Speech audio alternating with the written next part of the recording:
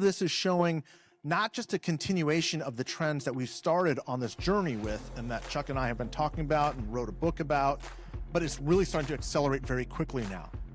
We're seeing a movement away, decidedly away from both parties, and that is what explains the fact that we are really the only true swing vote in America today. Buenas tardes, NALEO. It is great to see you all come out for this wonderful live taping. This is such a special treat. As you all know, Mike Madrid and Chuck Rocha are dear friends of this organization. They have been to many conferences and lit the stage with the fireworks between them, you know, having great conversation. But one of the things that I want to say to both of you is I really want to thank you. One, for your leadership in pressing constantly the message about the importance of having political operatives that look like our community, that understand our community, and for continuing to educate the greater political world on how to be better at engaging Latinos. You all are doing very important work, and I'm so excited that we all get to participate in today's taping of the Latino Vote podcast. So without further ado, Mike Madrid and Chuck Rocha. That's right. Now, before we get started, I'm going to show y'all some show business. I'm going to open up the show like I open up the show for all of you who listen, like I always open up the show. And when I say we're here at NALEO, I'm going to need y'all to lose your damn mind, okay? So just a little showbiz. So just a minute. Hang on, Mike. Easy. Hang on. Mike's mic is hot, right? We got him hot? Okay, good. 3, 2, 1. Hello, everybody, and welcome to the Latino Vote Podcast, coming to you live from the NALEO conference here in Los Angeles. That's what I'm talking about right there. Live studio audience for the Latino Vote Podcast. Mike Madrid, rumor is they all came to just see me. That's probably right. That's probably right.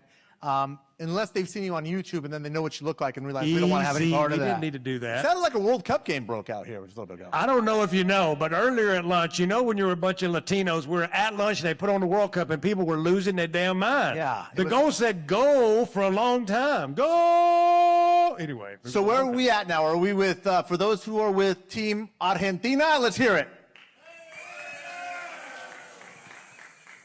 España. Woo, the colonizers won. Evidently, the colonizers won that one. I was a little shocked by that, actually. That's a surprise. Yeah. But good for you. And we're here, Mike, in your home state. Thanks for welcoming me in to Los Angeles. I know it's a long way from Sacramento because it didn't smell bad. I'm just saying, listen to the podcast. You know that joke. Yeah, it's not that funny. I'm sorry. But I apologize. you are in the home of the best Mexican food in America here in California. And I'm going to tell you, we have a long-going dispute on the podcast, if you've been listening. For about 4 or 5 years now, we've been doing this, Chuck. And it's always, does Texas have the best Mexican food? Does California have the best Mexican food? So we're going to vote again. All of you who say Texas has the best Mexican food, let's hear it. Yay! All right, California. How many do you think California's got the best Mexican food? Okay, Homer, home crowd, let's get into this podcast. Quit talking about food. This is not a culinary show. Yeah. This is about people voting and how much smarter I am and charming than you. Yeah. Not about food. Look, seriously, thanks to all of y'all for joining. Thanks for all of you for tuning in. Thanks for all of you. Me and Mike have said this since the time we walked in the door here. NALEO is family. It really is. Like, we have our biggest followership here. You are the folks who listen to our podcast. You're the one that's kept this dream alive. Like, when me and Mike started this, we didn't think anybody would listen. Why would somebody want to listen to me, much less Mike Madrid, and actually be fans of the show and call us and text us and do us? So for me, I want to say thank you. I want to say thank you to NALEO. 30 years ago when I first started kind of coming to NALEO conferences, Erika and I, she hasn't aged a day, but she was still kind enough to allow this kind of weird, peculiar little Mexican Republican guy in to kind of start talking at conferences about the community, and they've always made a home for everybody. I think that's the real beauty of this organization. We're going to be talking about the changing nature of Latinidad. We're going to be talking about the changing nature of our voters, a lot of the issues that we grapple with on the podcast and you deal with here as policymakers, and more importantly, are seeing in your communities back home. Things are changing.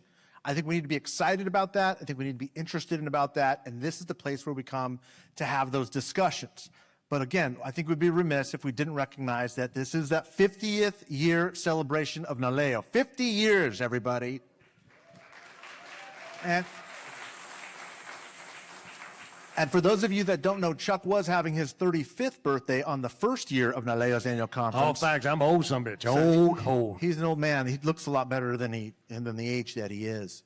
I also want to thank Arturo. You know, we always talk about Arturo, and he has been such a mentor of mine and all of us doing this work. And I want to thank him and the organization, going back to the days when I worked for the labor unions. Like, this group has been a group that's always welcomed me in, and we talked about all the things that all of us go through in our individual communities, because our communities pull us all together. And speaking of that, let's get started.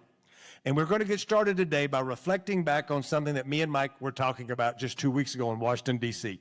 Again, for those of you who are fans, you know that we hosted the first annual Latino Vote Summit in Washington, D.C. 200 Latino leaders came together, and a bunch of our friends. We had Senator Padilla there, lots of congressmen, and we got to talk about what brings us together, Democrat, Republican, independents, and about the things we agree on, not the 20 or 30% of the things we like to fight about, but the things we could demand from Republicans, independents, and Democrats. And I think the first thing we did, which was the best thing we did, is Mike and a bunch of really smart pollsters talked about what's going on in the community of where our vote is. And I want Mike to kind of walk through what we've been hearing a lot about on news programs or in polling that folks want you to hear about, but the actual facts. The Latino vote is very fluid. And what I mean by that is there's moving around that's really good for our community. When they're not tied to one party or the other, makes both parties, if they're smart, fight for our vote. Where Democrats don't take us for advantage and Republicans just show up and start being there. So, Mike, the question is, that's the Chuck Roach of Madrid wind up, is what's going on with the vote now? It had swung towards the Republicans. Yep. We say now it's swinging back to the left. Where is it? So when we started this journey on this podcast, remember this was heading into the midterms in 2022 now. And the goal was to just do a couple of episodes to kind of give people some information on what was happening. And it got so popular, people said just kind of stick with it. And so we have, and so we've done that. And at that time, we were beginning to see some really peculiar dynamics developing coming off of the 2020 election, when we saw, despite the fact that Joe Biden wins the election, Latinos shifted to the right about 7 or 8 points. And we didn't talk about that a lot because Joe Biden won and Donald Trump left, and that was kind of the big story arch and the whole narrative politically of what we're talking about. But that was when Chuck and I kind of sat down and said, we need to really dig into this because something's going on. Everybody else in the country kind of shifted a little bit left. Latinos are still moving a little bit right. We had seen some inklings of it for some time, and this trajectory has largely continued. But I do want to put that in perspective because, as I have said from the time of the really big shift after the 2024 elections, where it had Latinos breaking about 50-50, 48-51, this is really not a rightward shift. It's not a shift towards Republicans. It's a shift away from both parties. And when the Democratic Party has had such a commanding presence with Latinos for so long, it materializes as an increase, obviously, with Republican votes. But the data is getting really clear, guys, and we've just had 4 rounds of polling. Pew Research came out with some data just 3 or 4 days ago. Our friends at Equis Research just came out with a poll 2 days ago. Texas, there's some Texas polling out that came out in the last 48 hours. It's like everybody was waiting for the NALEO conference to release all of their good data. PPIC has a poll that's coming out tomorrow morning. I'm not supposed to talk about it because it's embargoed, but I'm going to do it anyway. Called a Latino Secret. We'll kind of share some of it with you guys to get you a little precursor of it.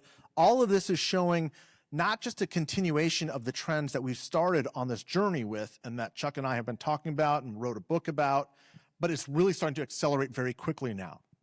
We're seeing a movement away, decidedly away from both parties, and that is what explains the fact that we are really the only true swing vote in America today, okay?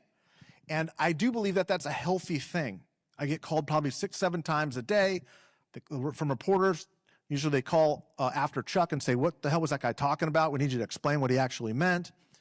And what we ultimately gets down to is the fact that Latinos are the least partisan racial and ethnic group in America today. The least partisan. We're the most likely to register with no party preference or as independent voters. And also very importantly, and this is a dynamic you're going to really experience over the course of the next decade, we're the least racially polarized voter in America also. That matters. And what I mean by that is we have the loosest correlation between our racial and ethnic identity and our partisanship. The fact that we did this Latino summit back in Washington, D.C., and were able to get members from organized labor and chambers of commerce and Democrats and Republicans and conservatives and progressives in the same room with the mandate that we're here to talk about a common agenda, I don't think that could happen in the Black community or even in the white community or in the Asian Pacific Islander community. But it's very natural to us as a people, and I believe that that's one of the most optimistic things that is happening in this country right now. Because the truth is, voters, when this country was designed, are supposed to reject elected officials who are not addressing their needs. We didn't have political parties when we started on this journey of America. The idea was that if things aren't going well, you can make a change. But what we see with all voters other than Latino voters is the delta, as we call it, the change in voting behavior between elections is usually in the low single digits. Doesn't matter if there's a pandemic or a war or inflation or whatever. White working class voters do not move to the Democratic Party. And Black working class voters do not move to the Republican Party. It doesn't matter how bad things get. But who is moving? Our community is moving. And one of the fascinating things is we get kind of ostracized for that. People are like, well, you don't know what's good for you. How can you vote that direction? Why are you voting red? Why are you voting blue? And the reality is we're the only ones voting rationally in a system that has gotten calcified. And that's our strength because it gives us the opening to start talking about issues that have otherwise been taken for granted. And that's what especially Eki's data was saying, not just on immigration reform, which is a hugely, hugely important issue for our community. It's one that we all need to embrace and lean into and protect the most vulnerable in our communities, but also on the economy, where we also need to open our arms and embrace those that need that upward mobility, the people that came here for that American dream, and start saying, you know what, we need allies on our economic agenda too, and it's in that middle ground of immigration and economics that we're going to develop, I believe, over the course of the next decade, a true Latino economic and political agenda that is going to lift our community up in a way that we have not seen over the course of the past 10, 20, 30 years. And to build on that a little bit, why is that happening and why is it happening at this moment in time? When I get to work on a lot of races and see a lot of polling that Mike don't see and other folks don't see. We're working around 40 to 50 congressional races right now. See the polling on those. Working in Texas for James Tallarico, working in Florida for Alex Vindman, in places where there's lots of Latinos. And there's an overarching theme to all of this. It's not the answer to everybody, so don't write this down. But there's a commonality that's happening that's very different. There's an anxiety in the community, and the anxiety has been there. To Mike's point about looking for some answer, and they are not seeing it from Donald Trump, who a lot of them voted for, then bouncing back to vote for a Democrat, then bouncing back because they're so desperate, these working class people who are just trying to make ends meet. When we have all these elites in the Democratic Party talking about all these things that don't have to do with, they are now, but at the time, about the cost of bread and meat and gasoline and daycare, and my God, if I was to have a little money to try to put my kid into college, like everyday stuff. You lay that anxiety over with what they see on TV that's horrific to them. Even if they voted for Donald Trump, they're like, they're killing American people in the streets or immigrants who just came here because they were immigrants and brown people on construction sites who haven't done anything wrong, raised families here. And all of that just builds on this anxiety of them looking. Think about if you're scared in a cave. You're just looking for a light of something that will help you, not save you We don't want, Bobby Polito told us one time on the podcast, ain't nobody in the valley poor, but there's a lot of us that are broke. Yeah. Because they just want a chance to make some money. They want a party that they're desperate to hear them, or a politician. When I'm making an ad now, I don't even use a politician. I'll use a story of a mother or a father or a worker telling what they're going through, and then try to give a reason to fire the Republican, in my case, and hire the Democrat, because there's a vision to try to make your life better, but it's rooted in that economic philosophy of that we're tied together and we have to have this security. So this anxiety is what I see. I'm not speaking for Mike, that I see driving this unknown, driving which party is with me, which politician is going to be with me. Is it right that they voted for Donald Trump, and then in New Jersey or this race in Miami, did Democrats come back and vote? Sure they did, because they're looking for an answer. They're looking for somebody that will help them. They're looking for somebody that will listen. Right, Mike? Yeah, and I am seeing, just so you know, something that I have not seen in looking at Latino voters very closely for 35 years. And that is that commonality that Chuck's talking about is increasingly a blue-collar economic perspective. And I have never, in 2025, it was the first time I ever saw Latinos in New York City moving the same way people from the Dominican Republic in New Jersey, Cubans in South Florida, Miami, Mexicanos in the Rio Grande Valley or in the Imperial County of California moving in the same direction. I've never seen that before. There's always these regional diasporas, and everyone's got their explanations of why we're not a monolith and blah, blah, blah. You've all heard the story. But that's not happening anymore. Increasingly, the vote is moving in the same direction across nationalities, across education levels, across language priorities. It is becoming a block. Now, I believe that most of that will probably cease once two things finish. First is Latinos have always reacted as a group when we have been perceived, real or otherwise, to be under attack. We saw it in Prop 187 in California in the mid-90s. You saw it SB 1070 in Arizona in the early 90s. You're seeing it right now nationally under the craziness we're seeing with the mass deportations and the tremendous government overreach with the Trump administration. It is happening. It's undeniable. The other is the gap between the wealthy and the poor is higher now than it was during the Gilded Age. It's as bad as it's ever been in this country and getting worse. And folks, we're not at the top. There is a racial correlation between who is accumulating more and more wealth and who is not. And black and brown people are on the bottom. And so that's creating this populist disruption on both sides of the aisle. Now, before you and I know that this is going to be a natural inclination, but I want to disabuse everybody of this idea that this is somehow an ideological shift. And I want to explain why I don't believe it is. If you look at, let's take New York City, for example. If you look 5 years ago, Latino, Hispanic, dense precincts, largely Puerto Rican, some Dominican Republicans, and then Mexican, Central Americans, kind of in that order, voted for Eric Adams, who was an African-American former law enforcement official who ran as a centrist Democrat. These same precincts shifted dramatically towards Donald Trump when he ran for president in 2024, white, populist, nationalist, Republican. 5 months later, they voted for a Muslim Democratic Socialist. If you think there's an ideological strain going through there, you need to have your head checked. What's happening is a rejection of the systems that are existing. In the same way that Chuck and I talk about this a lot, if I look at young Latino men in Los Angeles under 30, a lot of them are voting for Democratic Socialist candidates. That same demographic in the Rio Grande Valley or Starr County, Texas, they're voting for Republicans. They're voting for the options before them, and they're rejecting the systems in place because the systems don't work. It's what Chuck's old boss, Bernie Sanders, used to say, the system is rigged.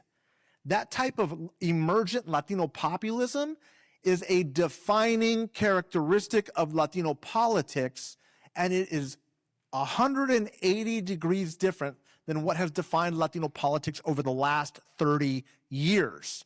And it's why I'm so excited about this conference and seeing the people that I'm here. There's also this renewed energy. I think those of you that have been coming from for some time are feeling it too. It's like, oh, NALEO's back, right? Things are back. And a lot of it has to do with, I think, this energy and understanding that things are reaching its zenith, a lot of what NALEO was pushing for, the representation, getting our firsts, are now leading us to a new chapter and a new understanding of Latino politics. I know I'm going on a little bit long. Let me say one more thing, and I'll hand it over to you, Chuck. California, for the past 50 years, has largely been at the forefront of a lot of these changes. No disrespect to anybody else, but it's just the largest Latino state by a pretty wide measure. We are, as you heard earlier today, on the cusp of electing the first son of Latino working class immigrants to be governor of California. That's an applause line, by the way. Please clap, as Jeb Bush would say. But we also have a U.S. Senator by the name of Alex Padilla, who is the son of Latino working class immigrants. You met Monique Limon earlier today, the daughter of Latino working class immigrants. And Robert Rivas, the Speaker of our Assembly, powerful figure, who is the son of Latino working class immigrants.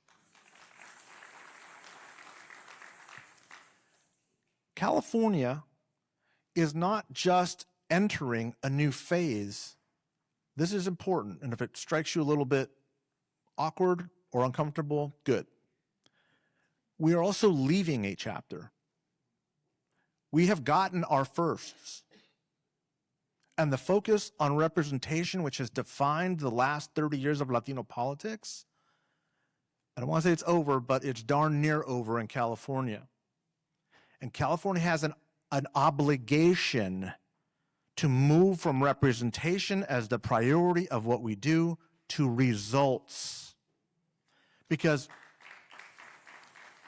if we cannot deliver for Latino working class people in California with that type of leadership, there's something systemically wrong, and it's something we're going to have to take a lot of self-inventory on. And I say this because I know that there are a lot of people from Tennessee and Ohio and Montana and places that Chuck and I never thought during our careers we would be getting calls from to run for Congress or run for city councils or county supervisors. That's where those firsts are still happening. And the mentoring that happens at NALEO and the leadership that happens at NALEO is the purpose of its existence here, to help chart the path and say, this is what has worked. These are the fights that you have to fight. This is the way you accomplish that, and this is the way you organize the community. But more importantly is going to have to be developing the vision of how we have to shed the skin of the old systems that were not built for us.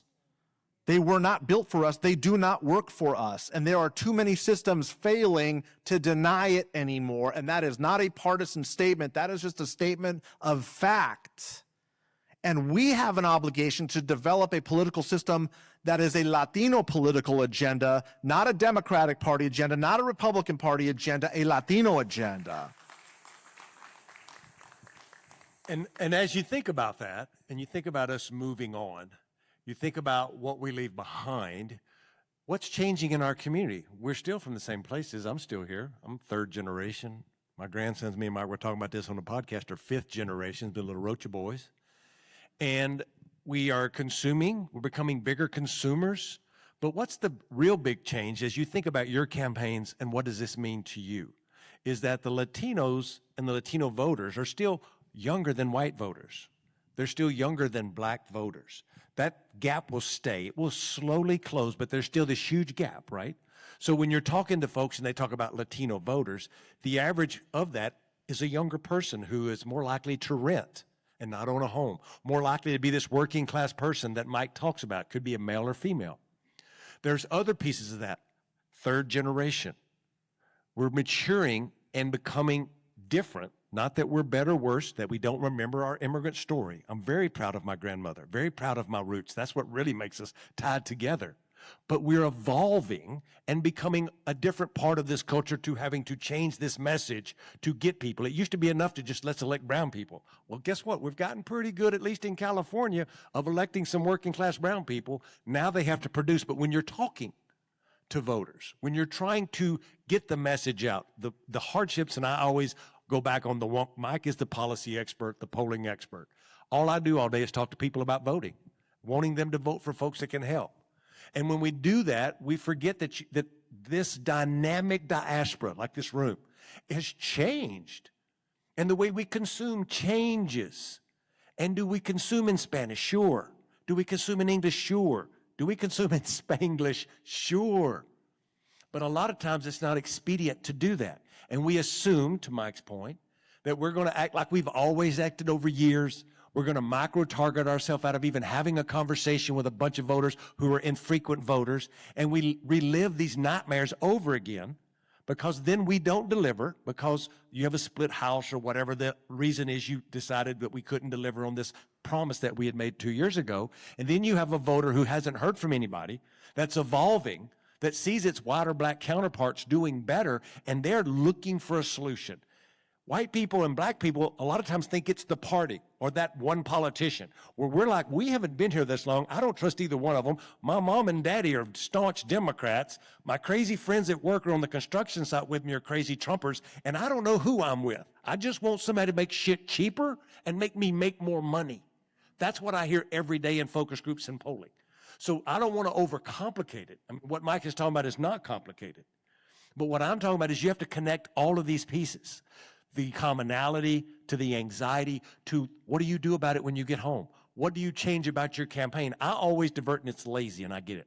It's lazy for me to divert to those white consultants and folks who don't want to take time to understand our community. They translate something, think we're just going to act like the white people that we're trying to reach because it's expedient. But that's just one little part of it. As I've matured as a person and a consultant, my firm is 16 years old now.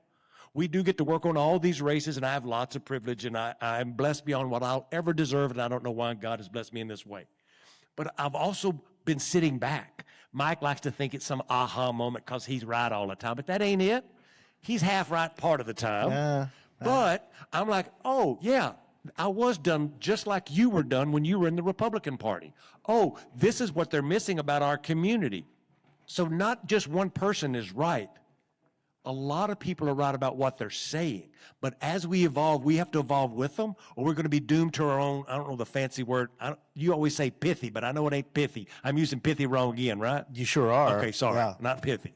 But I mean, the point is, I think, accurate, and it's taken. And again, I think what the main takeaway, I'm hoping everybody will come to see, not just in the polling data that is coming out now, but as we get closer to the midterms, you're going to see rising numbers of Latinos moving towards the Democratic Party. What I don't think you're necessarily going to see is those numbers going back to the 2018 levels. And 2018 is a very important year, and I want to explain why. These were Trump's first midterms. It was the highest Latino turnout in midterm history, and it was the most anti-Republican vote break in midterm history. You'll remember that the Republicans were running 24/7 news stories on Fox about caravans coming, and it's when we first started hearing about the Darien Gap, and the borders were out of control, and unless you elected Republicans, we were going to be invaded and taken over, and you would lose everything that you had. That didn't work in 2018, but remember, in 2018 there was one other really critical, important factor. The economy was good. It was really good. It was roaring. Latino unemployment was at its lowest level. African-American unemployment was at its lowest level ever in recorded history. Now we have all the factors, all the political winds blowing in the opposite direction. Remember, the Democrats picked up 40 seats that year. 40. It's a drubbing. Now there's been some gerrymandering, obviously quite a bit, but all of the fundamentals, I believe, overwhelmingly benefit the Democrats heading into this. But here's the mistake I think the Democrats will make. They will believe in the same way they ignored the data in 2016 and 2014 when 2018 happened, and then they conveniently ignore 2020 and 2022. They look at 2018 and they ignore the 4 elections around it and then get surprised in 2024 when the biggest shift happens and Donald Trump wins election with a historic share of the Latino vote. And the reason why they will do that is because that's what party thinking does. It's believing that you are vindicated when you win, when all of the data is overwhelmingly suggesting people are really pissed off and angry and done with Donald Trump. Primarily on economics, overwhelmingly on economics, but also because of the terrorizing he's engaged our community and because of immigration issues and those of the undocumented. And guess what, guys? That's the exact same scenario that our voters were at in the Biden-Harris 2024 election. Democrats wouldn't admit it, but Latinos were pissed. They had it. They weren't believing that the economy was somehow good, and the answers they get were, well, inflation didn't affect us as much as it affected Western Europe. Who cares about Western Europe? Like, I can't pay for my kids' food. That's what I care about. The border was out of control. It's okay to say that now, I think, because if it's not, then we've got another issue, because it absolutely was. And so for the same reasons literally the same reasons Trump is about to lose a historic share of voters in 2026, Harris and Biden lose those voters in 2024 for the exact same reasons. And my point is, neither party gets it because they don't want to get it. And the people stuck in the middle are us. It's our communities. That's why we're bouncing back and forth, is we don't have the trust and confidence in either party. They keep telling us the same things that we do not prioritize. Yes, it's happening on the left as much as it's happening on the right. And so while Democrats will get the lion's share of the vote, maybe towards historic levels, the likelihood of them misreading the results of the midterms, just like they did in 2018, I think are very, very, very high.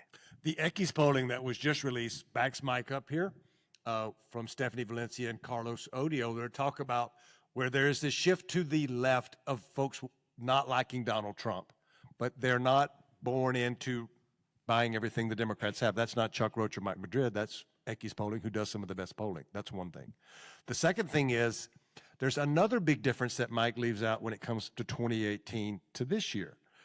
In 2018, Democrats outspent Republicans almost 3-1 in every race. We had lots of money, lots of super PAC money, and way more candidate money. The candidates in that term, because people were just like now mad about Donald Trump getting elected. They didn't think he could get elected, so they gave a bunch of money to their favorite congressional candidate. That's not the case this cycle.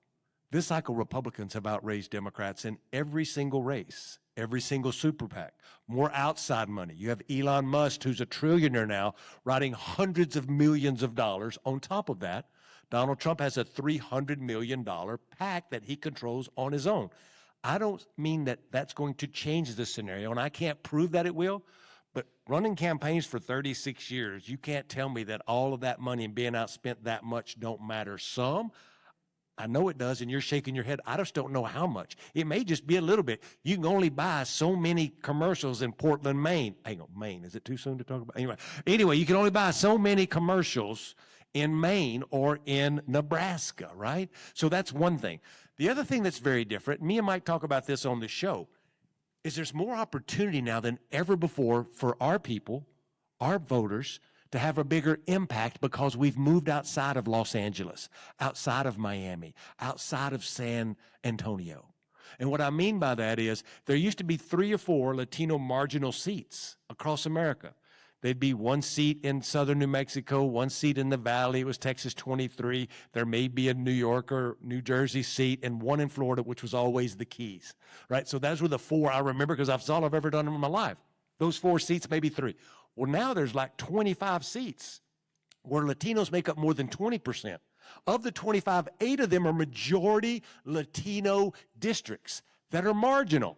Well, Chuck, what do you mean marginal? Y'all are all political people like me. That means it's 50-50. It's 41-51. It's half and half. But Latino voters are literally making the difference in a place like the Central Valley. We always talk about Randy Villegas and talk about the David Valadao seat in the Valley. It's just like the Texas Valley, where you have Bobby Polito running in an R plus 18 seats where he's polling 50-50. But again, that seats 81% Latino. I could do this all day from New Jersey 9 to southern New Mexico to Colorado 8. The point is not that I know all these districts. It's that we have an opportunity where both parties and leadership are saying, these Latino voters, they're going to determine who's going to win this race. I know because I make a living off of that now. Democratic Party leaders will call me, and we talk about this in open. Chuck, what do you and your team think about what the communication strategy should be, how much Spanish, how much English, radio, digital, and that's great at the party committee and super PACs level where they have lots of money and can do that. That don't happen every day on the ground, and lots are missed, and that's not what this conversation's about. But in an imperfect world, that's just the House. The Senate races, Mike, I was going to wait till this podcast next week to bring this up, but I made a spreadsheet for Mike that shows the Latino population in all of these obscure, marginal Senate races. Did you know there are 300,000 voting Latinos in Ohio? There are a lot of Latinos. He talks about Georgia all the time. 1 million Latinos living there. 500,000 of them are registered to vote in North Carolina. The largest growing, stay in your seat, the largest growing Latino population in the state of Alaska is Hispanic voters. This is the power that Mike's talking about as we do this. That's on all of us. And let me end my tirade by saying this. I look for reasons to try to stay happy, and I always end up getting mad. Y'all know I never went to college. I got a criminal record. I was a teenage father, and I'm pretty mouthy. So all of those things mean it should be hard for me to be a political consultant. But y'all are all smiling because y'all are the same damn way, and y'all are elected. It's our job. It's not Mike's job. It's not my job. I'm just a dirty political consultant. It's our job to make the power brokers in either party understand what Mike's been saying and what I say as well about the evolution of our community. And the demands that we have, that's why we had the Latino Vote Summit, is we want to say we demand these things. We demand that this shit be fixed. If not, we're going to withhold our vote or vote for somebody else. And that at the end of the day is where it all comes down to. Yeah. It's funny because I'm an angry guy who always ends up a little bit happier at the end of these talks. I'm gonna talk about some tactics real quick, some changing tactics very briefly, and then I think we'd like to answer some questions because I'm not sure where we're at on time, but I know people want to ask questions. I want to point one thing out, and Chuck is absolutely right, and it's really, I think, a big part of the story and legacy of our communities and the nonprofits. NALEO is one of them. There's so many others that have done this over the years. The actual ground game work to turn out the vote. The Biden campaign announced historically early a historically large amount of financial investment of creating ground game operations to turn out our vote. Not only did they do it once, they did it 3 times. 3 historically early major press announcements with 3 historically large sums of money. The Republicans, many of you may or not remember this, but when I say it, you might be reminded. When Laura Trump took over the RNC, the first thing she did was she shut down all the storefronts in Black and brown communities. They eviscerated their entire ground operation, their entire ground game, and they went completely to digital. It does not escape me that it happened in the same year that the Republican breaks 50-50 with the Democrats in terms of turnout and vote getting. Where people live, especially our young people, is changing. And when I first started doing turnout operations with NALEO many decades ago, we found some really fascinating data on, the female head of household, and if we could turn her out, she would turn everybody else out in the household. Groundbreaking data that worked. As things evolve 10, 15, 20, 30 years later, we have to evolve with the times and look at the technological changes. That doesn't mean you do either or. It means you got to do both. But both parties got to do both, and whichever party is able to master both of those is going to, I think, be the dominant party for the next generation. So I just wanted to point that out. Can we take some questions? Are there any questions? Just a couple. There's one here, one here. Okay. She got a mic. Let's start back here. Chris Lopez, Monterey County and NALEO board member. I've got a question. First, I'll make a statement and say to the economics point you made about the fear, right, that moment that we're in. I'll just say on the statement that the president put out this morning around reinstituting car stops. The end of that message was, because they're coming for your jobs, we're going to give Americans their jobs back. And as somebody from Monterey County, again, welcome back. We'll invite you into the fields to pick celery, to harvest onions. Love to see it. But to a question about the California gubernatorial race, jungle primary system, a lot of folks are critiquing it. I'm just curious, given what happened, seeing a candidate go from 3% to the top, around 30% at the end of the day, what role did you see the Latino electorate playing in that? I know you teased some data on the podcast last week, so just curious if you can illuminate some of that for us. Yeah, I've got some very strong opinions about this because, again, California we're still a couple days away from certifying our elections in Y'all California. still counting votes out Still here? counting votes. Good God almighty. But what is clear is, like, at 99.999% of them in, this is, I think, when this data comes out and when I issue this report, I think it's going to kind of shake the world a little bit. I don't think Javier Becerra would have been the top vote getter if this had been a closed primary, because the surge of Latino votes that he got were independent Latinos. They were not Democrats and they weren't Republicans. They were independents. And if they had not been allowed to vote, it would have changed the entire trajectory of the Democratic primary and who won. So I can't conclusively say that he would have, Tom Steyer would have caught him, but I can say with a high degree of certainty, the Republican would have outperformed him. And that would have changed the entire strategic approach of both of the campaigns. Incredibly important data. More importantly, remember when New York just had their primaries and these DSA candidates won? You had a 9% turnout, closed primary in New York City, where the chairman of the Congressional Hispanic Caucus, Espaillat, loses his seat. Immigrant. Loses his seat to a DSA candidate. I'm not making any judgment on right or wrong, but the only judgment I am making is the idea of closed primaries is a disaster for Latino voters, because we're not buying into either the bullshit of the Republican or Democrats anymore. And if you're going to have vote choice, you better open primaries and allow people to vote for the candidates that they either support or reject, because if you don't, that's the voter suppression of the next generation. That's what we need to be concerned about as a community. Good evening. I have a similar story as so many of us here, daughter of immigrants, working families. I'm currently elected in a area where 93% of the voters are white. And I don't know that, and I have greater political ambition, but how do I tell my story as an immigrant Latina who believes in public service to a community that's largely white and educated and very different from the background that I come from? It's a great question, and there's more and more of this happening, and this means representation of non-Latino districts by Latinos or even African Americans or other sectors. There's two things that I look at as a professional. One is there's a commonality that pulls us together, and I don't like to call it class, but I do like to call it work. And I tell folks, if you go to work, whether you're digging a ditch or you're helping somebody as a bank teller, or if you're middle management and you think you've forgotten about it, whatever, A, B, or Z, you probably don't like your job. You're having to do your job because you love your family and you want to help provide money for your family, or you want something better for your kids. That's the piece. And as a Latino, I weave in that story of wanting to be here so badly that somebody in my family risked everything. And what I normally find, not with everyone, and the districts are different, and I'm being general, is that Irish immigrant, that Jewish immigrant, that immigrant from Poland whose family came here for some reason. This happens a lot in Chicago and Detroit and in those suburbs, because those immigrants who were white immigrants came here for those factories, and they don't tell that story every day. Some of them are scared. Some of it's just not politically correct for them, but it lives in their heart.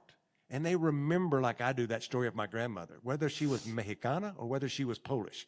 When I used to work for Bernie back in the day when he still talked to me, I found out that when his daddy came, he couldn't speak any English, and he had $5 in his pocket, and he came to New York City, Jewish fella from Poland.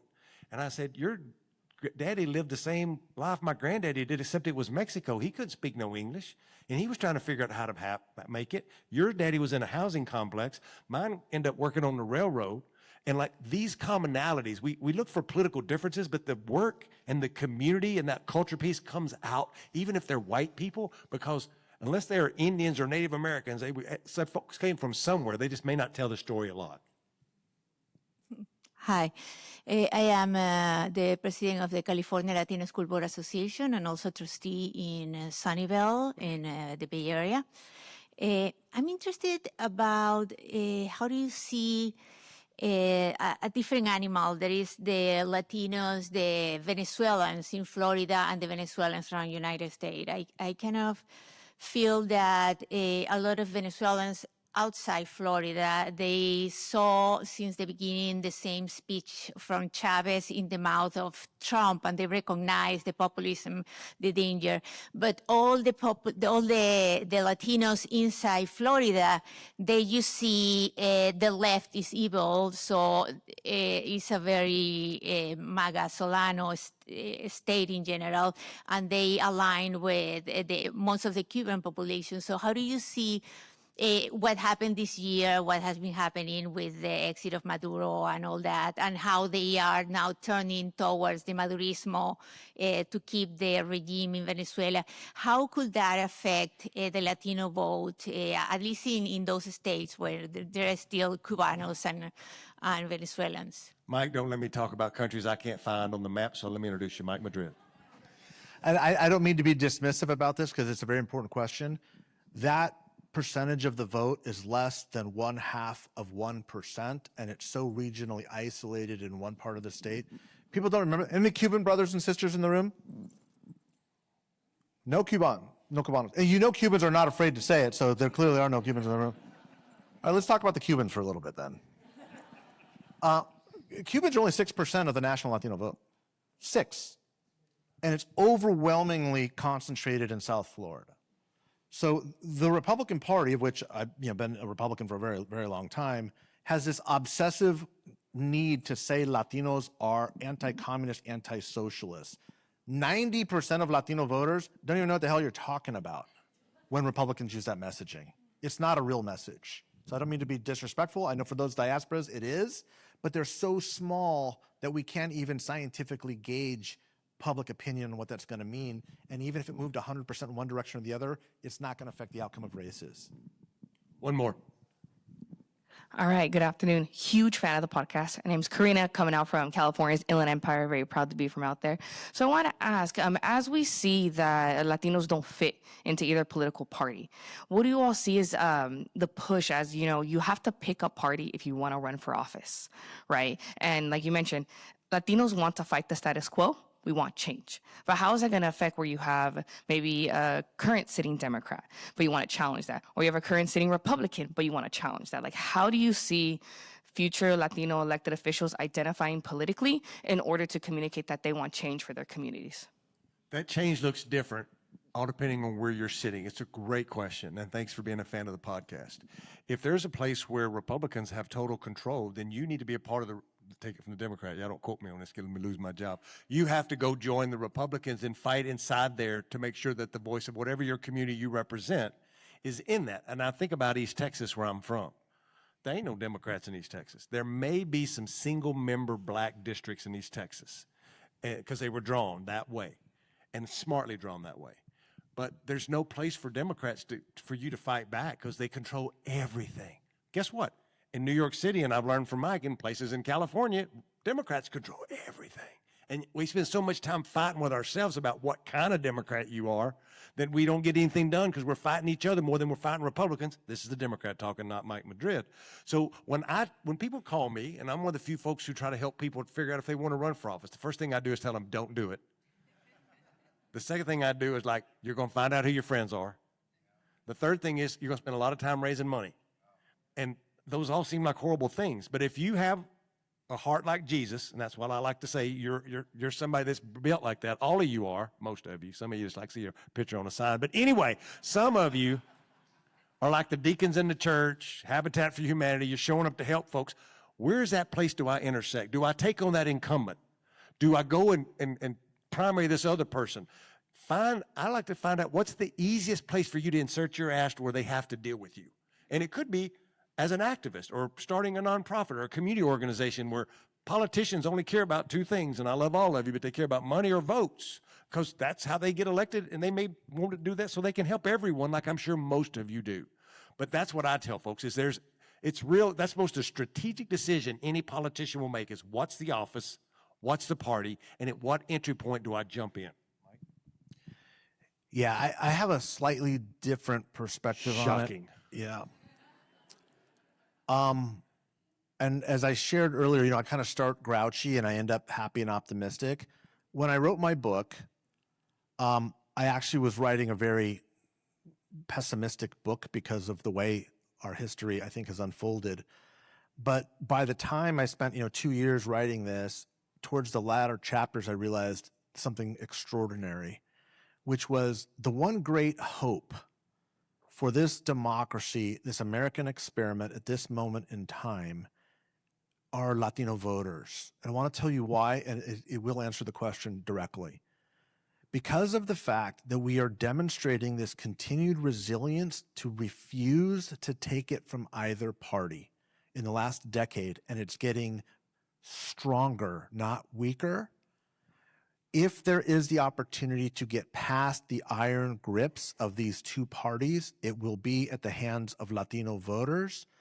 And this is very important for all of you politicians in the room, a Latino politician, a Latino candidate that can give that voice. One of the things that is always, look, I've been doing this a long time.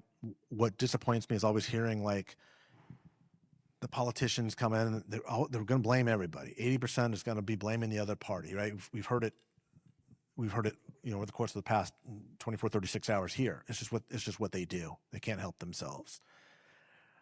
There is a reason why there has never been a national Latino political leader, and it's not because of our different diasporas. It's because nobody's ever articulated the top issues that the polling has said for 30 years are our issues, because the parties won't allow them to. So imagine the moment when a Latino candidate stands up and starts to drive a message that catalyzes the fastest growing, largest working class community in America that Chuck will tell you is going to make the difference in 17 of the 25 swing House districts. That's going to determine the control of the United States Senate and will reorient the 270 map in 2028. That candidate is going to be able to do something extraordinary. And it's not going to be done under the umbrella that's red or blue.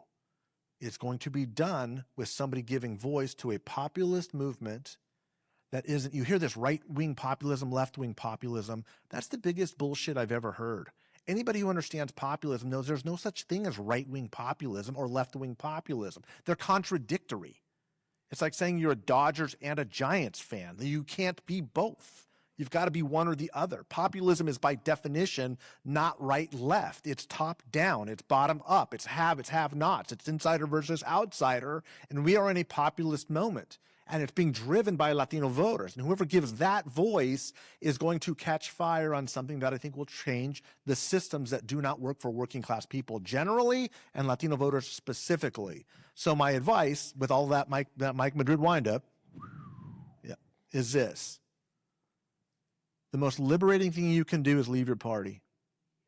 The second most liberating thing you can do is speak out against your party and point out its problems. It is the easiest, worst, most toxic, most ineffective, unconstructive thing to simply attack the other side because of how bad they are, because I'm red and you're blue and I'm red. You are literally not doing anything, but you are most likely, if you are doing any small thing, is cementing in the dysfunction of the system that has seized the engine of democracy. The parties are a danger to our democracy now. There, I said it out loud. They're a danger. I didn't say it. Nobody He didn't. said He's shit. still I said working it. for I'm one of still them. easy. That is a danger. I work for Latinos. I work for the Latino community. It's all backed by the science and evidence and data that we can quantify. And I don't give a damn if the Republicans don't like what I say, and I don't give a damn if the Democrats don't like what I say.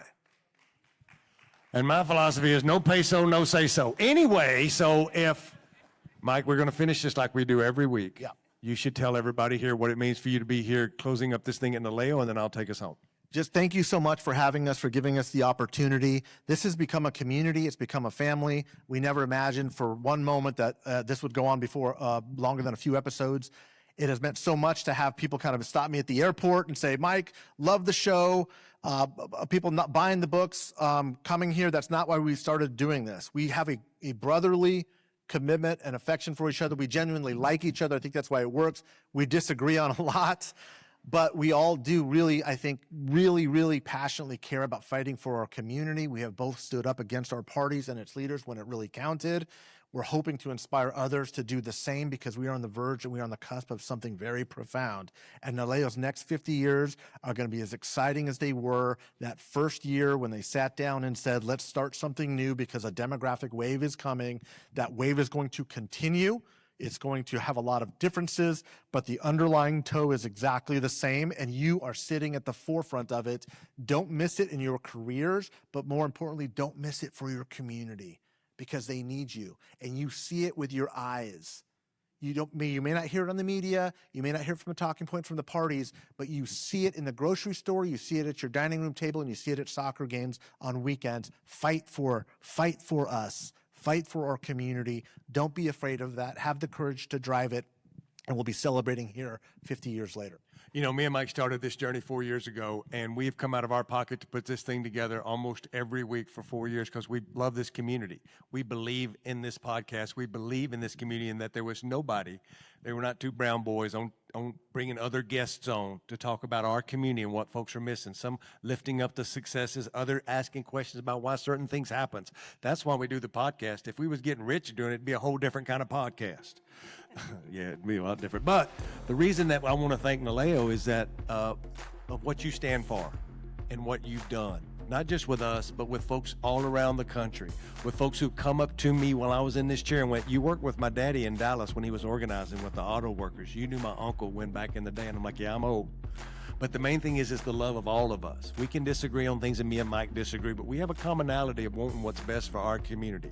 And for all of you listening on this that's not here, if you could see all these wonderful faces in this room, this is what family is all about. And as I end this podcast every single week, if you're lucky enough to still have your mom and your daddy, you should call them and tell them that you love them. And until next week, y'all be good.